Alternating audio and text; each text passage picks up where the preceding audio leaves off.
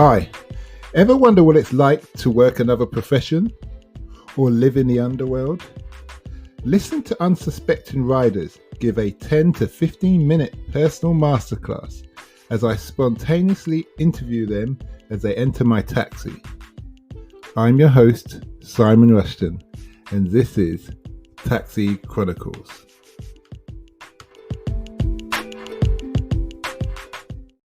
Morning. Yes, we're back with another rider, another story. Today we have a lovely lady.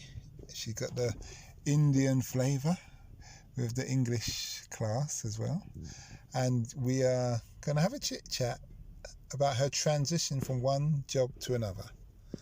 And her transition is so good and so well-hearted, and it actually made me feel a bit guilty. But anyway, without further ado, Jess, nice to have you here today. Hello. Okay, so Jess, tell us, first of all, what kind of person were you when you were in school? I was so shy. I've always been such a shy kid, and I hanged out with like the popular girls at school, but I was always in the background. I barely spoke to boys. I went to an all-girls school as well. So turning 17 and hanging out with boys was hard because I was like, who are these? Who are these? I know. It was a big jump. Okay. And then how did that transition go? It was hard. We understand it was hard. It was so hard. I met my boyfriend when I was 18 and we went on so many dates, and it took about 2 years for me to proper open up, because I was just so shy. I had 3 other older brothers as well, and I was shy around them. Like, it's just crippling shy, really. It's a bit embarrassing, actually. Is that to say you wouldn't send your child to an all-girls school?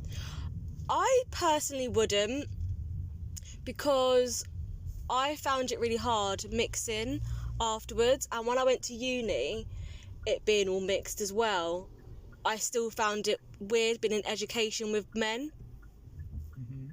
So I would personally take my child to a mixed school. Okay, that's interesting. So you chose your career in marketing at the start. Why? Because why did I do marketing? Well, actually, I wanted to be a wedding planner when I was a little girl. And then I thought I would go into events management. I did events management for 2 weeks. Absolutely hated it. It wasn't for me. What didn't you like about it? I had to do maths. Okay. And I was just like, no, it's not for me. I didn't really like the people as well in the modules I was put in. But then I went to media and I absolutely loved it. I did creative writing as well at uni. Really good experience. Did you get any work experience? I did. I got a work experience at Penguin Books. Okay. For 4 months. It was amazing. Absolutely loved it. What was it? What did you do? I did children's books. So that's where I saw David Walliams and saw like other like famous authors and stuff like that. Really good experience. It was just the people I worked with in that industry was the problem. Do you read a lot? I used to read all the time, but recently I haven't. I thought in lockdown I would start reading more, but I've seen a lot more lazier side to me, unfortunately, because Netflix has been on the go. Okay. Well, that's fair enough. At least you know yourself. Yeah. So you went on to further education, did your degree. Yeah. That was in marketing. Yeah. And then did you do work experience in marketing? Didn't do any work experience in marketing. I just did the work experience in publishing, and then I got a job in marketing for children's clothes. Really nice business, really nice management. Again, the people. It was just the other women. The men that I worked with were lovely. So, all your life growing up around women, scared of men, yeah. and now it's turned on its head. And now I'm a tomboy. You're a tomboy. You don't look like a tomboy. I don't look like a tomboy, but I get on with men. I feel like men are just so much more chill. Yeah. And you can actually have like a conversation with them rather than being a bit like, oh, do they like me? Do they not like me with girls? That's what I find sometimes anyway. Okay, I hear you. Okay, so you went into marketing, your first job. Mhm. What was that like? It was scary. It was really scary. It was a really big building by London Bridge. I was just so nervous. The whole week leading up to it, I think I changed my outfit like 7 times because I didn't know what to wear. But it was amazing. It was really hard, obviously, but it was really intense. Really intense. With all the training and the learning. Okay, and you picked it up though? I picked it up. Yeah, I eventually got there. The management were fine. The management were great, actually. And there was loads of training provided. It was just the other people. It was just, a row of desks and computers. Everyone can see what you was doing. So you did feel a bit of the pressure. Okay. So did you power dress? You know what power dress is? Yeah. Did you do that? Wear the trouser suit? Yeah, I got a trouser. Yeah. Try to be taken seriously. Yeah, I always dress, well, for work. Obviously, if you can see me now, I'm in joggers, not looking my best. But for work, I try to spruce up a bit better. Okay. So, what made you leave marketing? Because you went to another industry. Yeah. So with market, I enjoyed it for the first 2 years, and then after that, slowly, I just fell out of love with it. It wasn't so much the job, it was the people.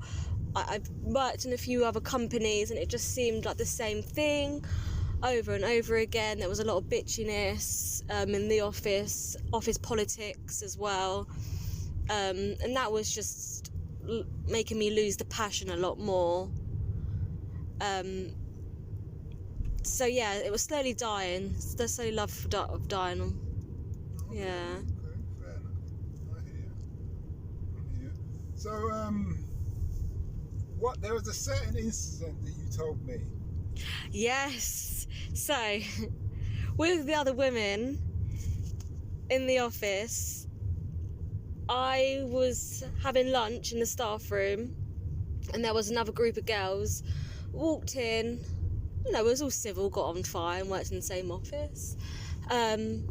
Sat down having lunch, and they were talking about boys again.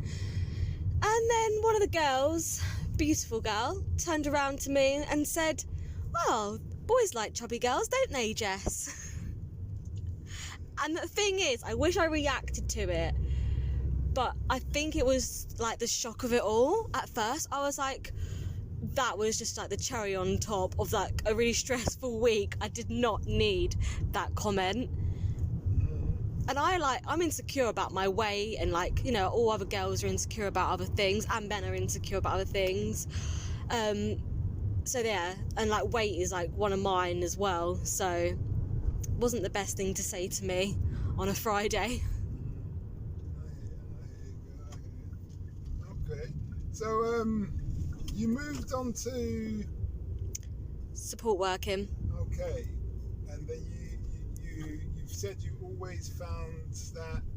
Yeah, well, my brother, he's into it. He's been doing it for about 20 plus years now. Really? Yeah, my sister's a support worker as well. My mum's disabled, so I've always been a carer for her. I was a young carer as a kid. So I was always being interested in it. And then, about a year ago, I was just do you know what? I'm still young. You don't have to have, just because you've gone down one road, doesn't mean you have to stay on that road. You can mix it up in life, and it's totally okay on whatever age you are, whatever age. So I just made the leap, and honestly, it's the best leap I've done. I love it. I hear you. It's so rewarding as well. I've done, myself personally, just to throw this in there, I've done many different careers. Yeah. Had about 4 or 5 different careers. From construction to security to military to my own business to doing this.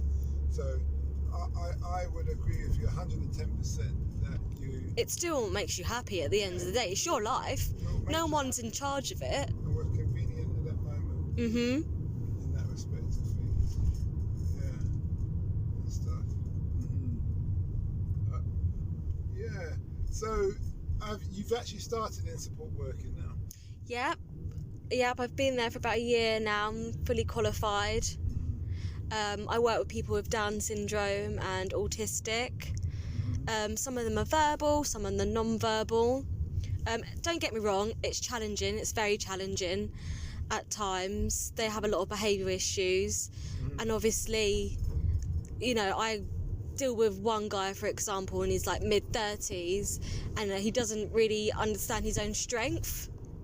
So when he has challenging behaviour, he can be like, oh, especially if he grabs onto you. Like, I don't think he realised. So it can be hard, and it is very stressful. It's like any job; it has stress. So how do you handle that if he grabs you? So there's so many like risk assessments, and so much jazz, and so much training on how to handle that. Yeah, but there's a saying, Tyson says, everybody's got a plan till they get punched in the face. Yeah. So that's why I say, how do you handle that? Because that's very interesting. You don't expect to, you may have not been expected to be grabbed. Yeah. At that present moment. So what's your initial reaction? How do you handle that? I'm not scared or anything like that. No. I think if they hold on to you, and especially if they're non-verbal, it is them telling you, you know, I'm unhappy. They don't mean it. They don't. Just because someone like holds on to you, it's not always aggression. It's not because they don't like you. It could actually just be the opposite, because they feel closest to you. So no, it's never like scared me or anything like that, because I've been working like with my people for such a long time. I've got such a bond with them. Honestly, I see them as my babies. I bring in them biscuits and everything. I love them to bits. So joy for it. Yeah, 100%. Like, and I feel like there's a mutual like bond between us, and I know they feel it as well, because whenever I walk through that front door, it's like a fight for attention. Yeah, I can believe it. I say this with the most sincerity. I really take my hat off to somebody like you, because I couldn't and wouldn't do your job. Yeah. I just wouldn't. Yeah. I wouldn't have the patience and all of those things. So I realise how valuable people. Yeah, I was talking to my boyfriend the other day, and he was like, "Oh, I can't do what you do," because I had to explain him about a poo situation I was in. One of the guys decided to make a dirty protest in the bathroom, all over the walls, all over his face, body. Really? Yeah. How old is he? He's 42, but... What? He's 42, but not a 42-year-old's mind. So, you know, you have to take that into consideration. So he's probably like 12 in his mind or something. Do you know, I wouldn't even say 12, I would say 6. Okay. Yeah, in some aspects. You know, they still watch kids' shows and stuff like that. Oh, okay. Yeah. Can I ask, you said your mum's disabled. Yeah. What is it physically? Or? It's physically and actually mentally. When I was younger, she's okay now, but she was diagnosed with schizophrenic. Okay. So that was really hard as a kid. I mean, she's on a lot of medication, my mum. She was born premature as well. So she's actually, like, her bones just never grew that well. So she's actually got 2 fake hips now. So she has like a walker. So yeah, she's got it hard, bless her. My birth mother's, so I was adopted, also classed as schizophrenic. But mind you, I've never grown up with her. Yeah. But it's just the patience that I see you and the people have. Yeah. I applaud them, and I realise why it takes all kind of people to make the world go round. Yeah. the world wouldn't be much of a world if everybody was like me. Yeah. Oh, no. Yeah. I didn't have much. I say I got patience now, but I didn't with my mum. Not back then, I didn't, because I didn't understand. I was only a kid. Because my mum had a support worker. What I am now, a little bit different. But I was like, who is this other woman picking me up from school? I was embarrassed because I was like, oh, you look silly. I was saying to my mum, oh, you look silly coming with her. Like, it's just weird. Why can't you just come by yourself and pick me up? And, you know, but I'm like, back then I didn't understand at all. But now I'm in a support worker's shoes. I get it. And it is just your job to support the other person and what they need supporting with. Because everyone at the end of the day is different. What would you say to a young person who wants to get into this industry? Try it. Don't be scared. The thing is, I was interested in such a long time, and I've always been scared of trying new things and, you know, just so shy. And I think the best thing I ever did was actually just do something for myself and make the leap. There's so much training involved, and you know what, in care you meet the best people.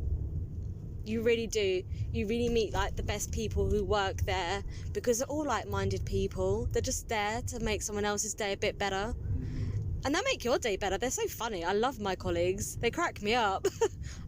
It's like another family. I interviewed some people, a couple who deal with autistic children, and that was amazing, really. Because just hearing the love that they have, and the passion and the desire, and they're much like you in many respects. It's just priceless. What's the main qualifications for this young person who's listening to this episode and they want to become? You don't need any. You don't need any qualifications? You do not need any qualifications. I thought when I went for my interview, that I was trying to be like, oh, what can I say? Because I've got no qualifications, like for this job. All my qualifications are for like business and stuff like that. And she went, you don't. My head of manager said, you don't need qualifications. We train you. I've got my care certificate now, and all the other bits and bobs. They'll do it in-house with you. And the best training you can do is getting your hands dirty and just watching other people, getting involved. That's the best way to learn. Yeah, so it's all about experience, personal. Exactly. And it's your mother. I did, yeah. Probably helped you. It did help, but there's other people there that don't have my past and didn't have any qualifications. It's just the route they wanted to go down, and they got it, and they're lovely. Okay, that's good. If you're willing to learn, then that's the main thing. And you're learn a good heart. Exactly, that's literally all you need. Last two questions. What have you learned over the years in life that you wish you knew when you had started? What have I learned? God, it's put me on the spot now. I've learned to grow a backbone. Okay. Yeah, to grow a backbone, really. That's the only thing I can really think of. I used to worry so much about other people's opinions about myself, and that really like dictated what I did. It sounds really silly, like I used to always like compare myself to other girls, and that would really put me down. And now I've just learned to love myself, really, and stick up for myself, and it's the best I've felt ever. Just be empowered by yourself. And the last question is, what's the impact you want to have on the world? Impact I want to have in the world is just give a bit of love. I just feel like the world needs more kindness, more kind people. You know, there's so much war in the world and hate that I think people have forgotten to actually like respect each other. So share a little love, make someone smile as well. It doesn't have to be like a big gesture. Even if it's just give them a little compliment or offer them a cup of tea, it goes miles. Okay, thank you. I think that's great. And you did speak earlier about your Instagram offer. Yeah. about modelling. I think you should take that up. And Thank you. Little side. But apart from that, have a nice day. Thank you. And we wish you well. Thanks.